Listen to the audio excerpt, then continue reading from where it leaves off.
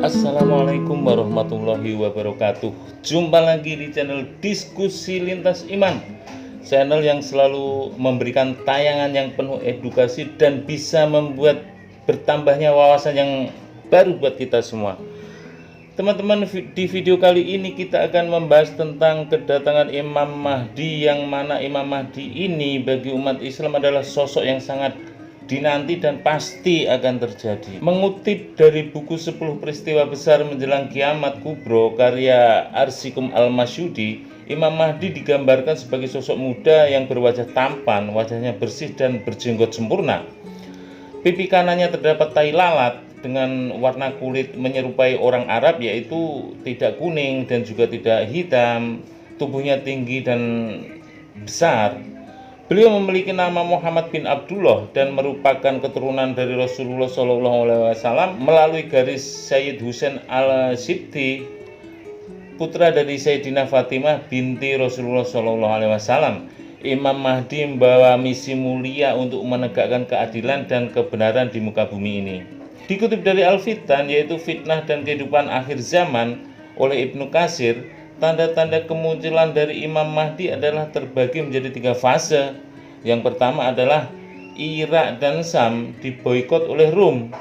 Bangsa Rum, yaitu Amerika dan Eropa, akan mengisolasi negeri Irak dan Sam. Sam ini adalah Suriah, teman-teman. Suriah, Palestina, Yordan, dan Lebanon. Sejarah menunjukkan Amerika pernah memboikot Irak hingga kekurangan bahan makanan dan obat, menyebabkan kelaparan dan juga kematian. Kini Palestina menghadapi genosida besar-besaran termasuk terhadap anak-anak dan perempuan. Fase yang kedua adalah kehancuran Irak. Irak akan mengalami kehancuran besar akibat campur tangan dari pihak luar, yaitu Eropa, Amerika, dan Israel. Konflik ini akan menyebabkan kehancuran infrastruktur ekonomi dan kemanusiaan, menjadikan Irak sebagai salah satu wilayah yang sangat menderita sebelum kemunculan Imam Mahdi. Maka fase yang ketiga adalah wafatnya seorang khalifah dan perselisihan keturunannya. Seseorang khalifah akan meninggal dunia yang kemudian memicu perselisihan besar di antara para keturunannya. Perselisihan ini akan terjadi di wilayah Jazirah Arab, menciptakan ketegangan dan ketidakstabilan kawasan tersebut. Di tengah situasi ini, Imam Mahdi akan dimunculkan oleh Allah SWT untuk membawa keadilan dan juga kedamaian. Itulah fase-fase kemunculan Imam Mahdi, yang mana semua itu akan terjadi dan terlewati. Dan sebenarnya tanda-tanda akan kemunculan Imam Mahdi ini sudah banyak diriwayatkan dan disebutkan dalam hadis-hadis. Misalnya mengeringnya sungai Efrat, yang mana pada video yang lalu kita juga sudah membahas tentang fenomena mengeringnya sungai Efrat, dan penduduk banyak sekali menemukan batu yang menyerupai emas. Baiklah teman-teman, sekarang kita lanjutkan lagi pembahasan tentang Imam Mahdi ini. Selamat datang di Diskusi Lintas Iman.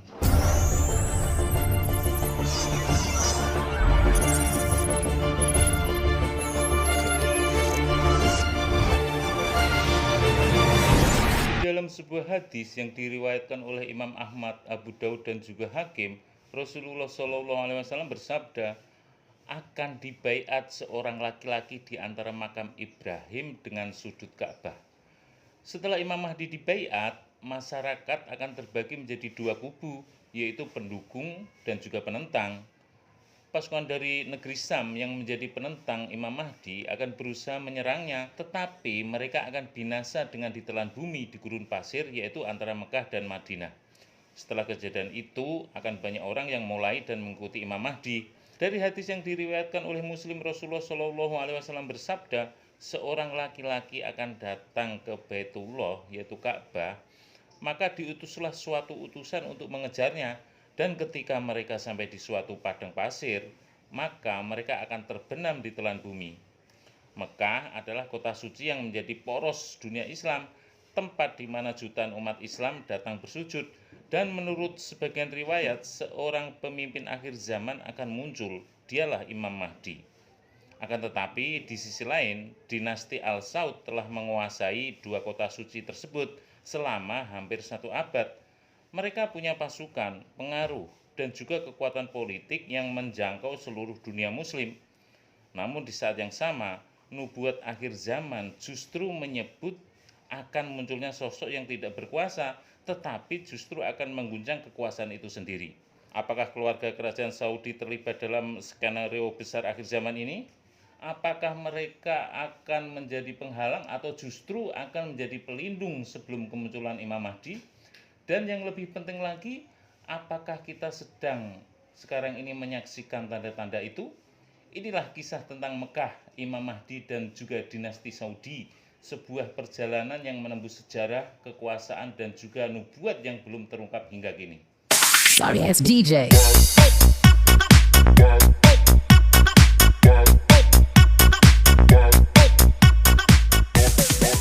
Imam Mahdi di dalam Islam bukanlah mitos, bukan juga legenda, akan tetapi sebuah nubuah suci yang disebutkan langsung oleh baginda Rasulullah SAW dalam berbagai hadis yang sahih. Nama lengkapnya adalah sama seperti nama Nabi, yaitu Muhammad bin Abdullah.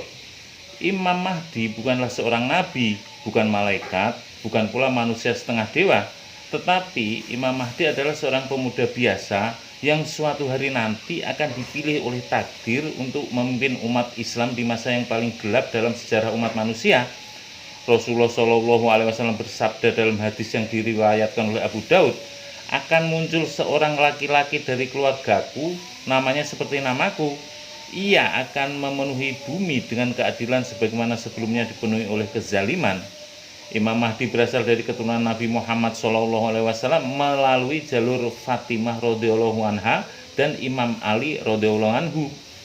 Yang paling menggetarkan, ia akan muncul dari kota Mekah, kota yang kini berdiri megah, dijaga oleh teknologi, kekayaan, dan juga kekuasaan. Akan tetapi Imam Mahdi bukanlah sosok yang tampil penuh kuasa sejak awal, bukan pula tokoh yang muncul dengan pangkat militer atau bagian dari politik. Imam Mahdi di dalam banyak riwayat sebagai seorang yang pada mulanya enggan untuk memimpin, bahkan ia tak menyadari bahwasanya dirinya itu adalah Imam Mahdi itu sendiri. Hingga pada akhirnya umat Islam di Mekah akan memaksa dirinya menerima baiat di depan Ka'bah.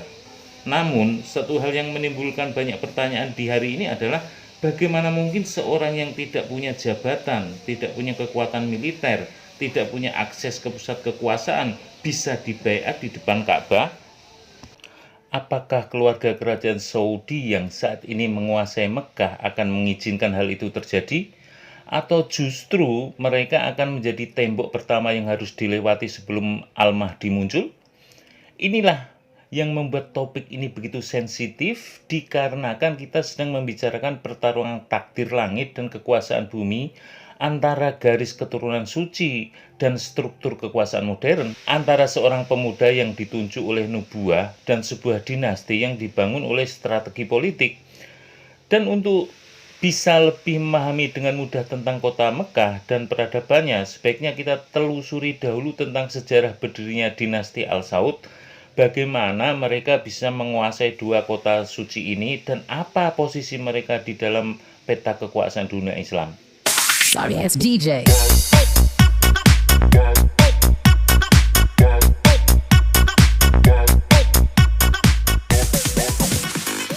Kerajaan Saudi, mereka bukan hanya pemilik kedaulatan atas dua kota suci ini, tetapi mereka juga pemegang legitimasi simbolik sebagai penjaga dua tanah suci umat Islam. Sejarah mencatat bahwa dinasti Al-Saud mulai pada abad ke-18 Masehi, tepatnya pada tahun 1744. Ketika itu Muhammad bin Saud, seorang kepala suku Najd, membentuk aliansi ideologis dan militer dengan seorang ulama bernama Muhammad bin Abdul Wahab. Aliansi ini bukan hanya soal dakwah, ia berkembang menjadi gerakan militer yang memperluas wilayah kekuasaannya dengan mengatasnamakan tauhid. Hingga akhirnya pada abad ke-20, Abdul Aziz bin Saud, yaitu pendiri negara Saudi modern, berhasil merebut Mekah dan Madinah dari kekuasaan Syarif Hussein dari Hijaz. Maka di tahun 1932 lahirlah negara yang kita kenal hari ini, Kerajaan Saudi Arabia. Maka dengan legitimasi politik, kekuatan ekonomi dari minyak dan juga klaim religius sebagai penjaga dua kota suci Islam. Tetapi perhatikan baik-baik teman-teman, dinasti Al-Saud bukan dari keturunan Nabi Muhammad SAW. Mereka ini berasal dari kabilah Anizah di Najd, bukan dari Bani Hashim, suku asal Nabi Muhammad SAW. Ironisnya, mereka justru merebut Mekah dari tangan Syarif Hussein yang merupakan keturunan langsung dari Nabi Muhammad SAW, Hasan bin Ali radhiyallahu anhu. Sejak awal berdiri ada yang terbalik, teman-teman. Keturunan dari Rasulullah tersingkir. Yang berkuasa adalah mereka yang bukan dari garis nubuah. Sejak saat itu, kekuasaan atas dua kota suci berada di tangan keluarga Saudi, dan mereka berhasil menjaga kekuasaannya dengan dua hal, yaitu kekayaan minyak dan dukungan dari Barat, terutama Amerika Serikat. Namun apakah mereka sungguh menjaga tanah suci demi kepentingan umat? Ataukah dua kota suci ini justru menjadi alat legitimasi untuk mempertahankan kekuasaan dinasti? Terlebih dalam beberapa dekade terakhir, kita menyaksikan perubahan besar telah terjadi di bawah kepemimpinan Muhammad bin Salman. Modernisasi ekstrim, konser musik di Jeddah, liberalisasi sosial, dan proyek ambisius seperti NEOM. Semua ini mengubah wajah Saudi dari negeri konservatif menjadi negeri futuristik yang semakin mirip dengan pusat kapitalisme global. Lalu di tengah-tengah semua ini, hadis tentang kemunculan Imam Mahdi menjadi sorotan. Jika Imam Mahdi akan dibaiat di depan Ka'bah dan kekuasaan Mekah ada di tangan kerajaan Saudi, bagaimana cara Imam Mahdi akan muncul di tempat yang dijaga ketat oleh kekuasaan politik terbesar di dunia Islam saat ini? Apakah keluarga Saudi akan menyerahkan Mekah secara sukarela, ataukah akan menjadi pergulakan besar sebelum Imam Mahdi muncul? Dan jawabannya mungkin tersembunyi dalam babak selanjutnya, konflik, fitnah, dan perebutan kekuasaan di Jazirah Arab. Sorry ass DJ.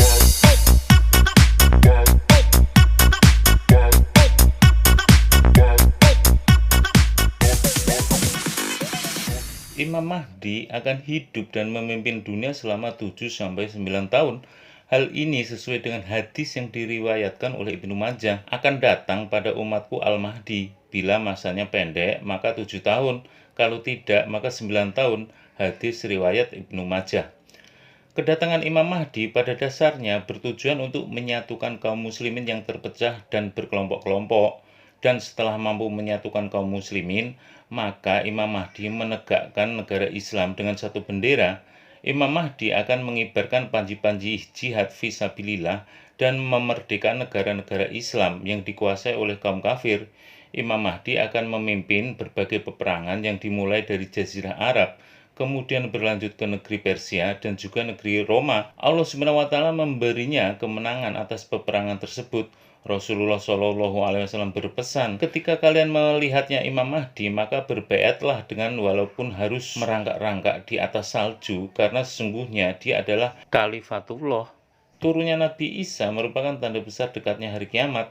Ada sekitar 33 hadis sahih, bahkan sebagian ahli hadis mengatakan jumlahnya sekitar 90 hadis tentang kedatangan Nabi Isa pada akhir zaman.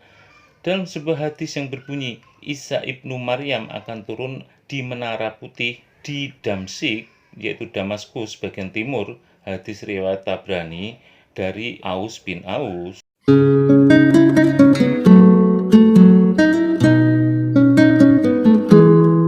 Saat turun, Nabi Isa turut melaksanakan sholat berjamaah bersama Imam Mahdi.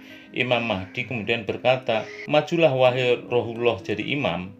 Nabi Isa menjawab, "Tidak, di antara kalian ada pemimpin yang telah dimuliakan oleh Allah SWT dalam umat ini."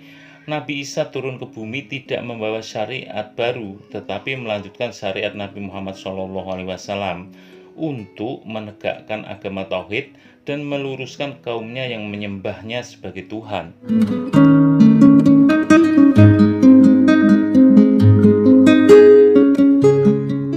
Nabi Isa bersama pasukan Al-Mahdi berhasil menaklukkan Roma, kemudian menghabisi babi dan memecah salib.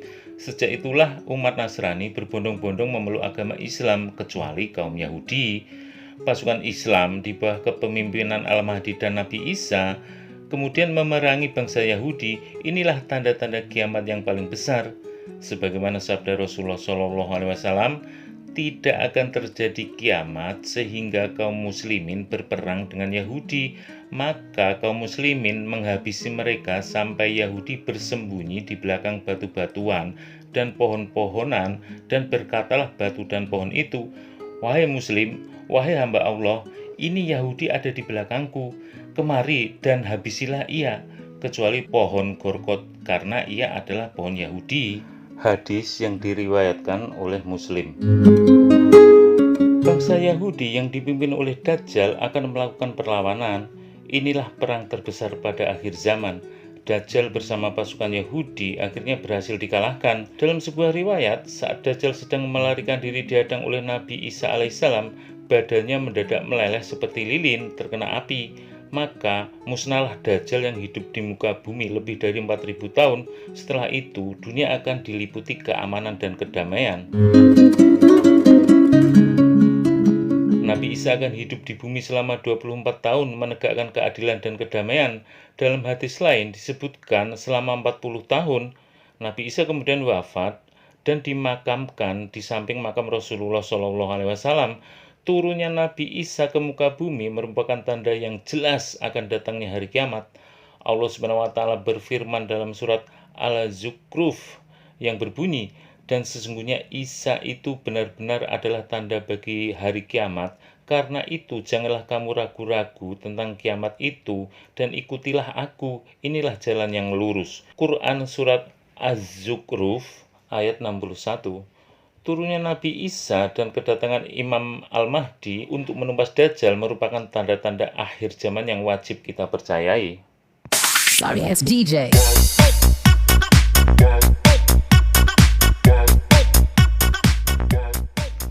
Sejak dahulu, para ulama telah mengingatkan tanda-tanda akhir zaman tidak datang secara tiba-tiba.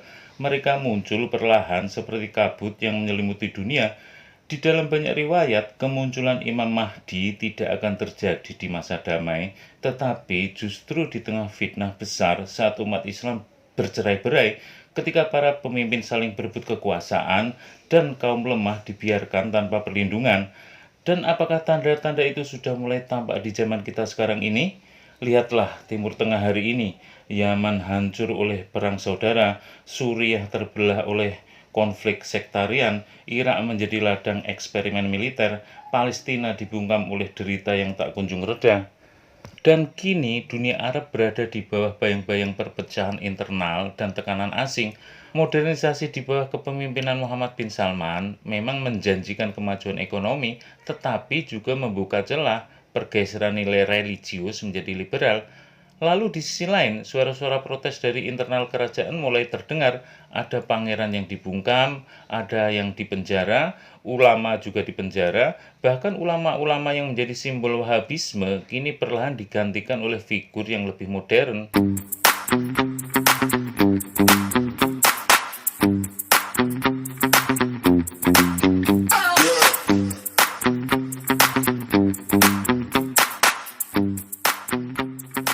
Dalam hadis Rasulullah SAW menyebutkan, sebelum kemunculan Imam Mahdi akan terjadi fitnah besar di Jazirah Arab yang mengakibatkan kekosongan pemimpin. Sebagian ulama menafsirkan ini sebagai runtuhnya kekuasaan di Mekah.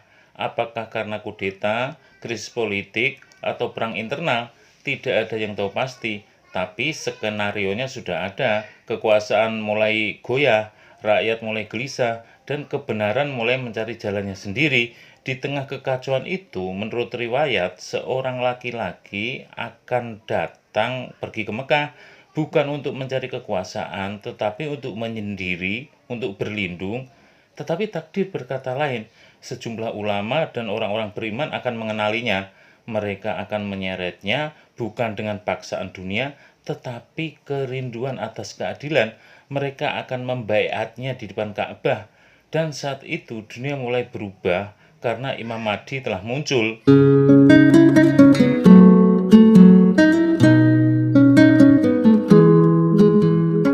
Tetapi jalan ke sana tidaklah mudah. Ia harus melewati tembok kekuasaan, mata-mata yang mengintai, dan penguasa yang tidak siap untuk kehilangan kekuasaannya. Fitnah akhir zaman bukan hanya soal perang dan politik, tetapi tentang hati yang tertutup dan kebenaran yang tak dikenali. Mekah adalah rumah ibadah pertama, tempat di mana jutaan manusia bersujud, dan tempat yang menurut nubuah akan menjadi panggung kemunculannya Imam Mahdi. Tetapi sebelum Imam Mahdi muncul, akan terjadi perebutan kekuasaan di Mekah. Inilah nubuat yang paling eksplisit dalam hadis-hadis akhir zaman, seperti yang disebutkan dalam hadis Rasulullah SAW, bahwa akan ada 3 orang pemimpin yang saling berebut kekuasaan dan semuanya adalah anak khalifah, artinya mereka adalah pewaris atas keturunan penguasa.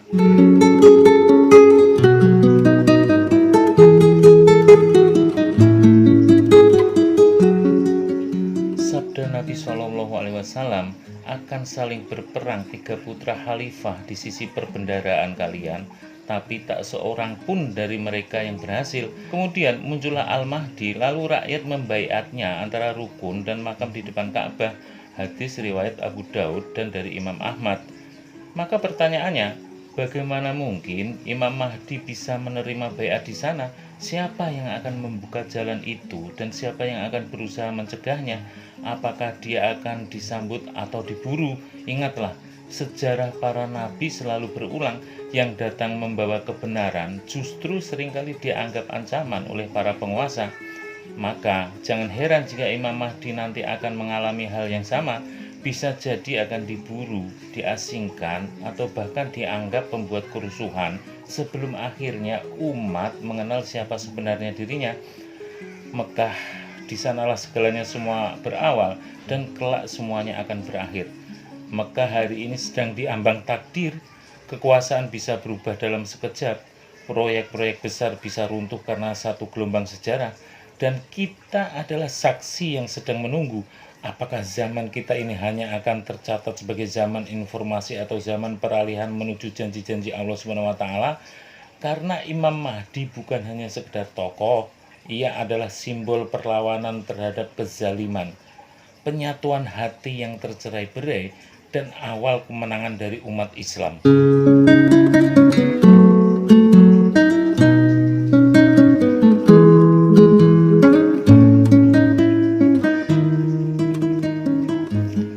Maka jika suatu pagi kita bangun dan dunia sedang gempar karena ada seorang pemuda yang dibaiat di depan Ka'bah, apa yang akan kita lakukan?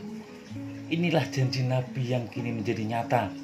Karena pada akhirnya yang menentukan bukan kekuasaan, bukan keturunan, bukan wilayah, tetapi iman dan keteguhan hati untuk berdiri di sisi kebenaran, bahkan ketika dunia menentangnya. Wallahu a'lam bishawab. Teman-teman, inilah kisah tentang Imam Mahdi, Mekah dan dinasti Saudi. Sebuah kisah yang bukan hanya sekedar narasi masa depan, tetapi refleksi tentang hari ini. Karena bisa jadi takdir itu sudah mulai bergerak dan kita semua sedang hidup di ambang kemunculannya.